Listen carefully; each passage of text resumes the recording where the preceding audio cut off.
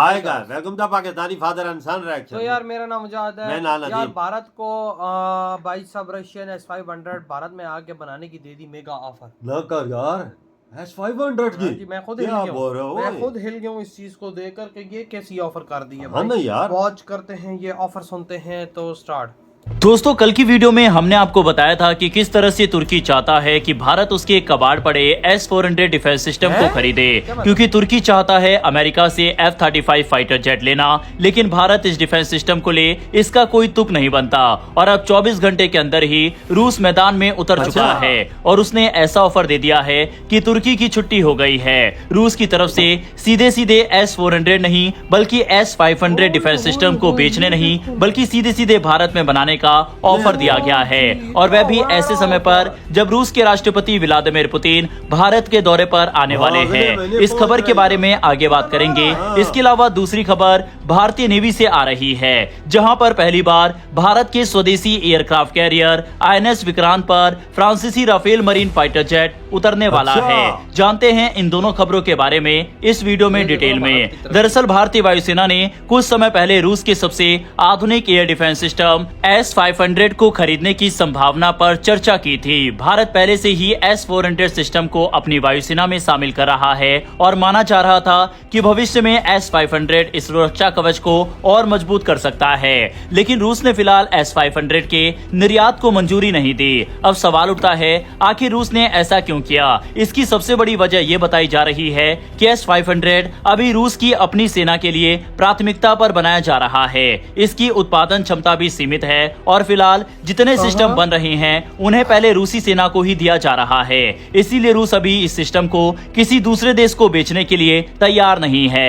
हालांकि यहीं से कहानी में एक नया मोड़ आता है। रिपोर्ट्स के अनुसार रूस ने भारत को सीधे S-500 बेचने की बजाय एक नया प्रस्ताव दिया है। इस प्रस्ताव के तहत दोनों देश मिलकर S-500 की तकनीक पर आधारित नई क्षमताएं विकसित कर सकते हैं। ये सहयोग भारत के महत्वाकांक्षी प्रोजेक्ट सुदर्शन चक्र के तहत हो सकता है, जिसे भविष्य के एकीकृत एयर डिफेंस और मिसाइल नेटवर्क के रूप में तैयार किया जा रहा है। चलिए समझते हैं कि आखिर प्रोजेक्ट सुदर्शन चक्र है क्या। आसान भाषा में कहें तो इसका उद्देश्य भारत के सभी बड़े air defence system, ballistic missile defence, radar, sensor और कमांड एंड कंट्रोल सिस्टम को एक ही नेटवर्क में जोड़ना है। यानी अगर किसी दिशा से दुश्मन का fighter jet, cruise missile, drone, hypersonic हथियार या बैलिस्टिक मिसाइल आती है तो पूरा सिस्टम मिलकर उसे ट्रैक करेगा और समय रहते उसे रोकने की कोशिश करेगा। अगर रूस की S-500 से जुड़ी तकनीक इस परियोजना का हिस्सा बनती है तो भारत की ये सुरक्षा व्यवस्था और भी मजबूत हो सकती है। माना जाता है कि S-500 सिर्फ फाइटर जेट या क्रूज मिसाइलों के खिलाफ ही नहीं बल्कि लंबी दूरी की बैलिस्टिक मिसाइलों और कुछ हद तक हाइपरसोनिक खतरों से निपटने की क्षमता भी रखता है।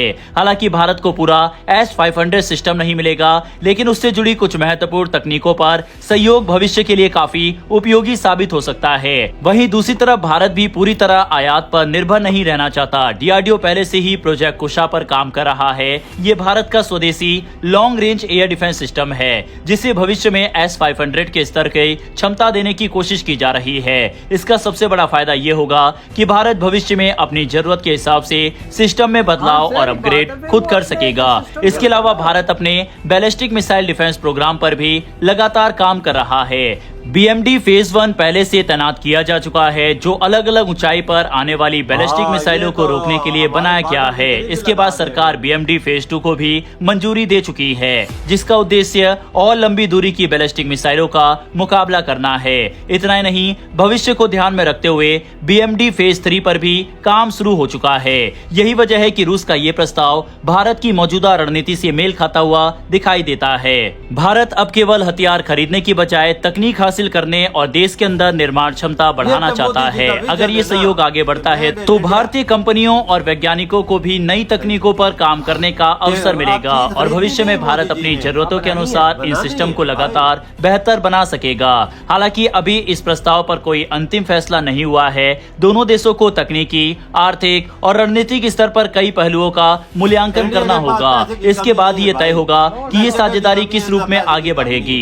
लेकिन अगर भविष्य में भारत भारत और रूस के बीच ये सहयोग सफल होता है तो भारत का एयर और मिसाइल डिफेंस नेटवर्क पहले से कहीं ज्यादा मजबूत और आधुनिक बन सकता है।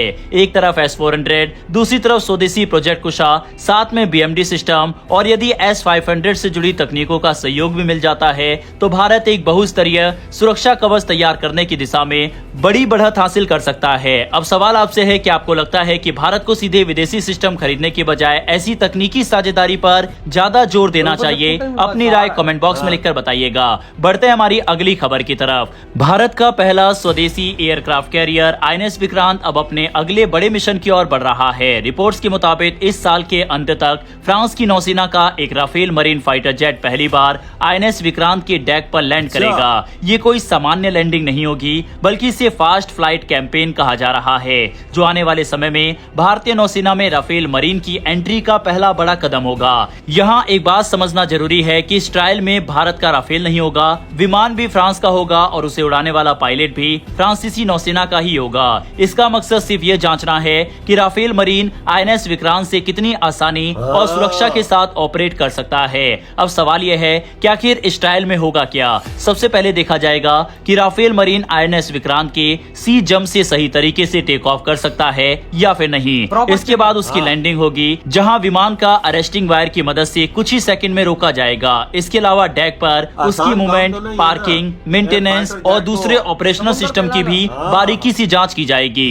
दरअसल किसी नए फाइटर जेट को एयरक्राफ्ट कैरियर पर तैनात करना सिर्फ विमान खरीद लेने से पूरा नहीं हो जाता, जहाज के अंदर कई तकनीकी बदलाव करने पड़ते हैं। इसी वजह से INS विक्रांत पर भी कुछ जरूरी मॉडिफिकेशन किए जा रहे हैं ताकि 43,000 टन का ये युद्धपोत भविष्य में राफेल मरीन के साथ बिना किसी परेशानी के ऑपरेशन कर सके।